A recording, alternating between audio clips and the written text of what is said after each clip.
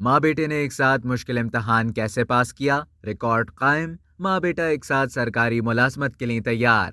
بھارتی ریاست کیرالہ سے تعلق رکھنے والے بیٹے اور والدہ نے ایک ساتھ پبلک سروس کمیشن کا امتحان پاس کر کے نیا ریکارڈ قائم کر دیا۔ 42 سالہ ماں اور 24 سالہ بیٹے نے ایک ساتھ پبلک سروس کمیشن کا امتحان پاس کر کے مثال قائم کر دی۔ والدہ کے ہمراہ پی ایس سی کا امتحان پاس کرنے والے بیٹے وویک کا بتانا ہے کہ میں اور میری والدہ ایک ساتھ کوچنگ سینٹر کلاسز کے لیے جاتے تھے۔